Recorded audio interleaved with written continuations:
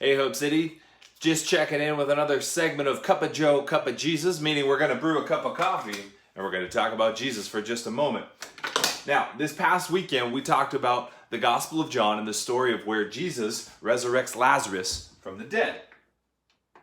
And in the midst of this story, there's this quick little verse, Jesus wept. It is a short verse, but it carries a lot of weight. In a moment of mourning and sadness all around him, he is also able to feel the grief himself, showing us that Jesus feels what we feel. He understands what we're going through, that he's not some distant, disconnected God, but he's walking with us in our pain, and he feels our grief and our heartache. And right now our country is in a time of heartache and pain, and Jesus understands their hurt. He feels the pain and their emotions related to all the social injustice and the racial injustice that they've endured. And as followers of Jesus, I feel a responsibility to do what Jesus would do, to exercise empathy in a way to folks all around me and a part of our church or in our community. And I don't know what that's going to look like and how to live that out all the time, but I think simple steps, listening to people, standing by people that feel alone, praying for those that are hurting. I listened to a podcast this week and I heard one man's story and it just wrecked me.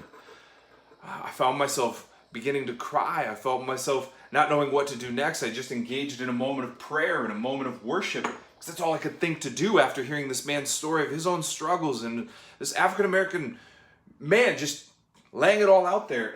And so I just began to pray and I just began to worship. And much like the story, I felt like Mary and Martha regarding their brother. Jesus, show up. Jesus, we need your help right now. Jesus, I need you to intercede in these circumstances. Because that's all I could think to pray. Interesting enough, in the middle of that passage, Jesus says, he is the resurrection and he is the life. So I think contending for him to bring wholeness where there is brokenness and contending for him to bring life where there is death, it's exactly what Jesus would want us to be praying right now. Jesus, we need you in our country. We need you in our neighborhoods. We need you in our households right now. And so as you're having your cup of coffee anytime this week, can it just be a moment, not just of drinking your cup of Joe, but can it be a moment of prayer? Can you stop and pray for somebody else? Can you stop and contend for Jesus to bring life where right now there is brokenness? We love you, church, and enjoy your cup of coffee. This has been another Cup of Joe, Cup of Jesus. And Jesus loves you, and we love you.